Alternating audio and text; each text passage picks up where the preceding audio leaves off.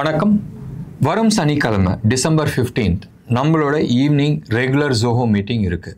6 to 9 நம்மளது இருக்குது. போன வாரமும் க்ளோஸ் அபவுட் 90 ஸ்டாக்ஸ் பக்கமாக 90 இருக்காது, ஒரு 80 ஸ்டாக்ஸ் பற்றி டிஸ்கஸ் பண்ணோம். நிறைய விஷயங்கள் அங்கே டிஸ்கஸ் பண்ணது அடுத்த நாள்லேருந்து அது மார்க்கெட்டில் க்ளீனாக ரிஃப்ளெக்ஷன்ஸ் காட்டுது. டெஃபினட்டாக இந்த வாரம் நீங்கள் பார்ட்டிசிபேட் பண்ணுங்கள். நிறைய இன்ட்ரெஸ்டிங் இஷ்யூஸ் இருக்குது. எந்தெந்த ஸ்டாக்ஸ் எல்லாம் நம்ம எக்ஸிட் பண்ணலாம், எந்த ஸ்டாக்ஸ் ஹோல்ட் பண்ணலாம், அண்ட் நிறைய நியூ ஸ்டாக்ஸை பற்றி நம்ம டிஸ்கஸ் பண்ணலாம் ஃபார் இன்வெஸ்ட்மெண்ட்ஸ்.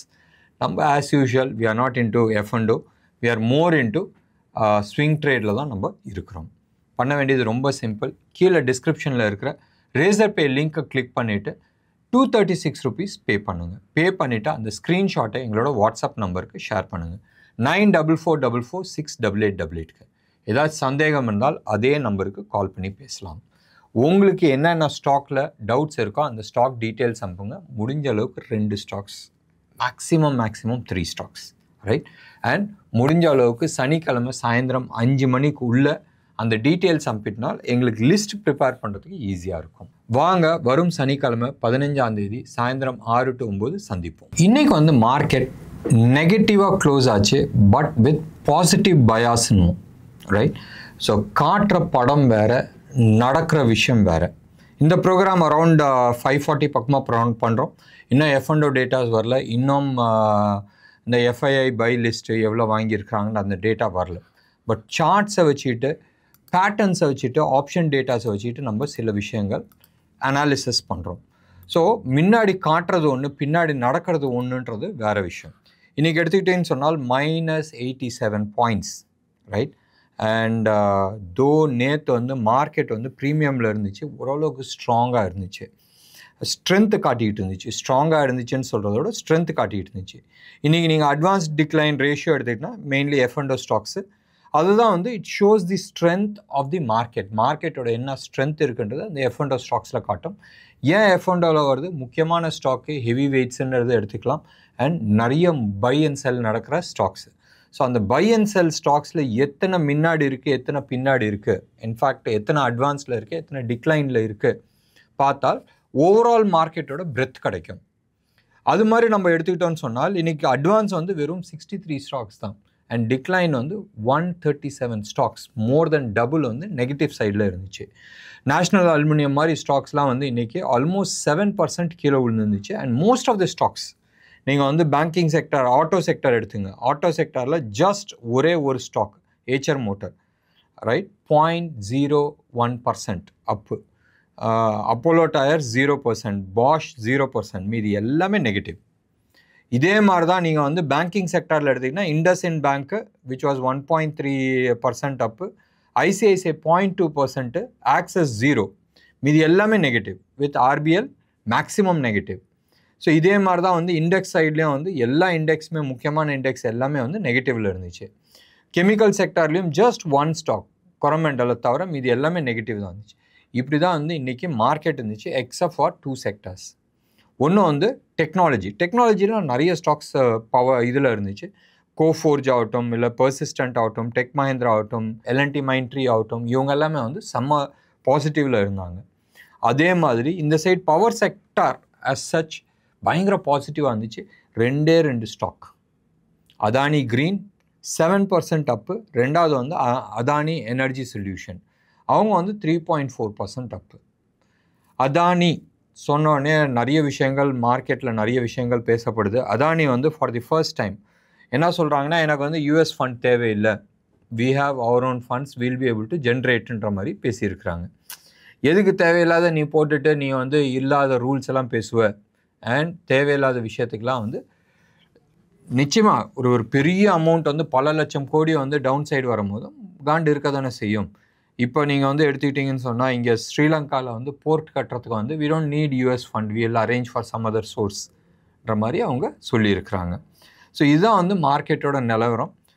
வேதாந்தா சைடு நிறைய பேர் வந்து வேதாந்தாவுக்கு இன்றைக்கி வந்து ஃபோன் பண்ணி கேட்டுட்டு இருந்தாங்க, சார் வேதாந்தா மேலே பிச்சுக்கிட்டு போகுது, நீங்கள் சொல்கிற மாதிரி அப் ட்ரெண்டாக, அது ஒரு சைடு இருக்கட்டும். அவங்க வந்து கட் ஆஃப் டேட் கொடுத்துருக்குறாங்க ஃபார் டிவிடெண்ட்டுக்கு 35 ரூபீஸாக வந்து கொடுக்குறாங்க. இது வாங்கலாமா?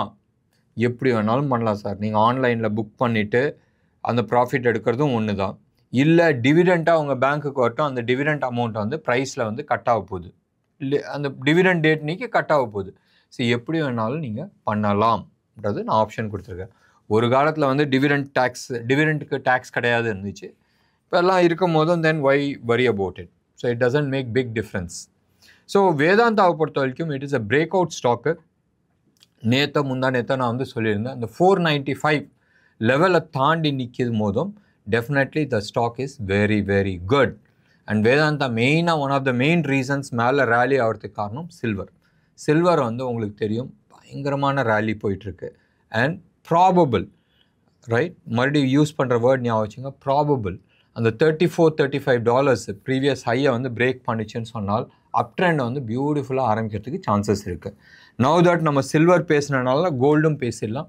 Last 5 trading days including today, right, 5 நாளைக்கு முன்னாடி நீங்கள் எடுத்துக்கிட்டிங்கன்னா லோ டாலர் டேர்ம்ஸில் வந்து $2,646 இருந்துச்சு. இன்னையோட ஹை வந்து $2,760 இருந்துச்சு. ஸோ க்ளோஸ்ட் அபவுட் $114-115 வந்து ட்ரேட் ஆகி மேலே போயிருக்கு. ஸோ $115 ரைட் மேலே ஏறி இருக்குன்னு சொன்னால் மார்க்கெட்டில் வந்து definitely there is showing some strength with respect to கோல்டை கை வச்சாச்சு, கம்ப்ளீட்டாக முடிச்சுட்டு வந்துடலாம். And as long as gold வந்து பிலோ 2,740 அந்த லெவலுக்கு கீழே வரலாட்டினான்னு சொன்னால் அப்சைடு போகிறதுக்கான நிறைய சான்சஸ் இருக்குது. ருப்பி ஞாபகம் வச்சுங்க, நேற்று 85 வந்து டச் பண்ணிவிட்டு கீழே வந்திருக்கு. 85.05 $85.05 அந்த லெவலில் வந்து நியூ லோ ருப்பி அந்த லெவலை டச் பண்ணிவிட்டு இன்றைக்கி கொஞ்சம் ஸ்ட்ரென்த்து காட்டியிருக்கு. 84-88 ரைட் நவ் ட்ரேட் ஆகிட்டுருக்கு. கோல்டை பொறுத்த வரைக்கும் 24 கேரட் ஹோல்சேல் ரேட் ஜிஎஸ்டியோட சென்னை ரேட்டு 8,070 8,080 அந்த லெவலில் ட்ரேட் ஆகிட்டுருக்கு. சில்வரை பொறுத்த வரைக்கும் 96,100 அந்த லெவலில் வந்து ட்ரேட் ஆகிட்டுருக்கு. இதுவும் சென்னை ரேட் 999 குவாலிட்டி இது. ஸோ ருப்பி பார்த்தாச்சு, கோல்டு சில்வர் பார்த்தாச்சு, இன்டர்நேஷ்னல் ப்ரைஸ் பார்த்தாச்சு. இன்றைக்கி ரைட் நவ் யூஎஸ் ஃபியூச்சர்ஸ்லாம் நீங்கள் எடுத்துக்கிட்டிங்கன்னா பயங்கர ஃப்ளாட்டிஷாக இருக்குது. 0.1% மைனஸில் இருக்குது. டாக்ஸு கேக்ஸ் எல்லாமே வந்து இதே மாதிரி தான் இருக்குது, டைரெக்ஷன் இல்லாத இருக்குது. கோல்டு சில்வரை பொறுத்த வரைக்கும் கோல்டு சில்வரில் கமாடிட்டிஸ் பூராவே வந்து ஃப்ளாட் நெகட்டிவாக இருக்குது. வெயிட் பண்ணி பார்க்கலாம். லாஸ்ட் 4-5 டேஸ் மேலே அப் ட்ரெண்ட் போனதுக்கு ப்ராபபிள் ஒரு புல் பேக் இருக்குமான்றது பார்க்க வேண்டிய ஒரு சமாச்சாரம். மார்க்கெட்டில் இப்போதைக்கு மறுபடியும் நான் சொல்கிறேன், மார்க்கெட்டில் இப்போதைக்கு ஸ்ட்ரென்த்து காட்டிகிட்டு இருக்கு. என்ன ஸ்ட்ரென்த்துன்னு நீங்கள் எடுத்துக்கிட்டிங்கன்னு சொன்னால் அப்சைடுக்கான ஸ்ட்ரென்த்து காட்டிகிட்ருக்கு.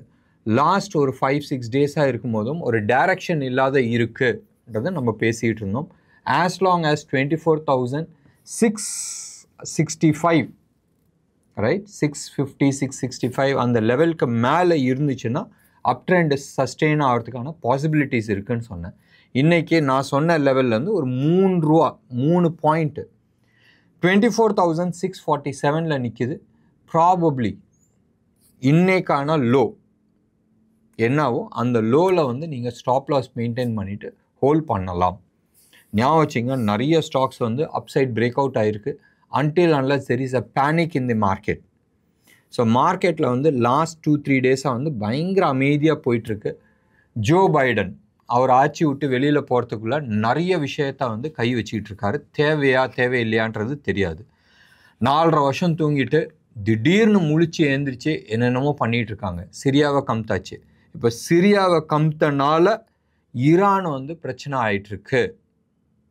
மறுபடியும் ஞாபகம் வச்சுங்க, சிரியாவை கம்த்தனால ஈரானில் பிரச்சனை ஆகிட்டுருக்கு.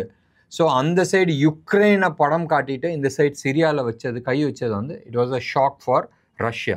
So definitely Russia knows that we cannot trust anymore USA. இதே மாதிரி தான் மிடில் ஈஸ்டில் இருக்கிற கண்ட்ரீஸ், எஸ்பெஷலி சவுதி அரேபியா ஆகட்டும், யூஏஇ ஆகட்டும் அண்ட் கத்தார் ஆகட்டும், இது மாதிரி நாடுகள், மிடில் ஈஸ்டில் இருக்கிற நாடுகள் யாரெல்லாம் அமெரிக்காவை வந்து ஒரு அலைஸ்ன்ற மாதிரி யோசனை பண்ணியிருந்தாங்களோ தே ஹாவ் செகண்ட் தாட். இந்த ஆளுங்களை நம்ப முடியாது, தயவு செஞ்சு லெட்ஸ் மூவ் அவுட்ன்றது ஒன்று. ரெண்டாவது, இப்போ எஃபிஐக்கான சீஃப் புதுசாக அப்பாயின்ட் பண்ணியிருக்கிற எஃபிஐக்கான சீஃப் ரொம்ப தெளிவாக ஒரு விஷயம் சொல்லியிருக்கிறாரு. என்னது, நான் வந்து நாள் எஃபிஐ ரைட் யூஎஸில் இருக்கிற எஃபிஐ வந்து டிஸ்மேண்டில் பண்ணுவேன். அங்கே தேவையில்லாத நிறைய பேர் வந்து உட்காந்துட்டு நிறைய தவறான விஷயங்கள் பண்ணிகிட்ருக்காங்க, அது பிரித்து மேய போகிறேன். நினச்சி பாருங்கள், ஒரு கண்ட்ரியோட ஸ்பை ரைட் 37,000 ஸ்பைஸ் வந்து அக்ராஸ் தி வேர்ல்டு இருக்கிறாங்க. ஒரு 200-250 பிரான்ச்சஸ் அக்ராஸ் தி வேர்ல்டு. அப்போ எத்தனை பேர் வந்து எவ்வளோ நாடுகளில் வந்து தில்லுமுள்ளு பண்ணிகிட்டு இருக்காங்கன்றதை நினச்சி பாருங்கள். As a US as a country உங்களுக்கு வந்து தெரியும், தே இன்வால்வ் தெம்செல்ஃப் இன் பங்களாதேஷ், தே இன்வால்வ் ரைட் இன் யுக்ரைன், தே இன்வால்வ் தெம்செல்ஃப் ரைட் இன் சிரியா ரைட் நவ். நிறைய நாடுகளில் வந்து அப்ரைசிங்ஸ் பண்ணி உள்ளே வந்து தகராறு பண்ணி உள்ளே எடுத்துகிட்டு வராங்க. இன்றைக்கி அவனுக்கே வந்து ஆப்பு வந்திருக்கு. அண்ட் இந்தியாவிலையும் பண்ணதாக ஆளும் கட்சி வந்து சில குற்றச்சாட்டு வச்சுருக்கு. அண்ட் சப்போஸ், மறுபடியும் நான் யூஸ் பண்ணுற வேர்ட் ஞாபகம் வச்சுங்க, சப்போஸ் January 20th புதுசாக ட்ரம்ப் வந்து பதவி பிரமாணம் எடுத்து அடுத்த ஒரு வாரத்தில் வந்து சில விஷயங்களை போட்டு உடைக்கும் போதும் நிறைய விஷயங்கள் அம்பலமாகிறதுக்கான சான்சஸ் இருக்குது. ஒன்று. ரெண்டாவது, டெஃபினெட்லி உலகத்தில் யார் யாரெல்லாம் வந்து இந்த தில்லுமுல்ல இன்வால்வ் ஆனாங்கன்றது விஷயத்தை வந்து வெளியில் போட்டு உடைக்கும் போதும் 2-3 விஷயம் நடக்கும். ஒன்று, அமெரிக்காவுக்குள்ளே நிறைய விஷயங்கள் மாறும். ரெண்டாவது, ஒவ்வொரு நாடுகள்லையும், இந்தியா ஆகட்டும், பங்களாதேஷ் ஆகட்டும், இல்லை மற்ற நாடுகள் ஆகட்டும், அந்த ஊரில் இருக்கிற எட்டப்பன்கள் யார் யாருன்றது வெளியில் எக்ஸ்போஸ் ஆகும். அப்படி ஆகிற பட்சத்தில் உள்நாட்டில் என்ன நடக்கும், இது கொஞ்சம் அப்படி மனசில் ஒரு சைடு அப்படி வச்சிங்க. I'm not trying to scare you, but strict stop loss maintain பண்ணுறதுக்கோசரம் இந்த விஷயத்தை எல்லாத்தையுமே நான் சொல்லிகிட்ருக்கேன். டெஃபினெட்லி உங்களுக்கு வந்து தெரியும் ஹவு வெஸ்டர்ன் வேர்ல்டு அவன் சுயநலத்துக்கோசரம் என்ன வேணாலும் பண்ணுவாங்கன்றதுக்கோசரம் இந்த விஷயத்தை கொஞ்சம் அப்படி லேசாக மனசில் வச்சுக்கிறது புத்திசாலித்தனம். லாஸ்ட் 2 டேஸாக வந்து பிவிஆர் ரைட், பிவிஆர் வந்து கீழே விழுந்து இருந்துச்சு. இன்றைக்கி சன் டிவி கீழே விழுந்திருக்கு. பிகாஸ் ஆஃப் விச் மீடியா பெருசாக கீழே விழுந்திருக்கு. மெட்டல் செக்டார்ஸ் ஏற்கனவே நான் பேசினேன். லாஸ்ட் ஃபியூ டேஸாக வந்து மெட்டல் செக்டார்ஸ் பயங்கர ஸ்ட்ரென்த்தில் இருந்துச்சு. இன்றைக்கி வந்து பயங்கர வீக்னஸ் ஆகிருக்கு, especially starting with national aluminium. மற்றபடி ஸ்டாக் ஸ்பெசிஃபிக்காக இல்லை செக்டார் ஸ்பெசிஃபிக்காக நம்ம டிஸ்கஸ் பண்ணுறதுக்கு எதுவுமே இல்லை. ஞாபகம் வச்சுங்க, நாளைக்கு வீக்கெண்ட். அண்ட் வீக்கெண்ட் வந்து முடிஞ்ச அளவுக்கு பொசிஷன் லைட்டாக வச்சுக்கிறது புத்திசாலித்தனமாக இருக்கும். மறுபடியும் நான் சொல்கிறேன், ஸ்ட்ரிக்ட் ஸ்டாப் லாஸ் போடுறது மிக மிக மிக அவசியம். என்ன நேயர்களே, இன்றைக்கி ப்ரோக்ராம் உங்களுக்கு பிடிச்சிருந்துச்சுன்னா லைக் பண்ணுங்கள், ஷேர் பண்ணுங்கள். டெஃபினட்டாக உங்களோட கமெண்ட்டை கமெண்ட் பாக்ஸில் கொடுங்க. நன்றி, வணக்கம்.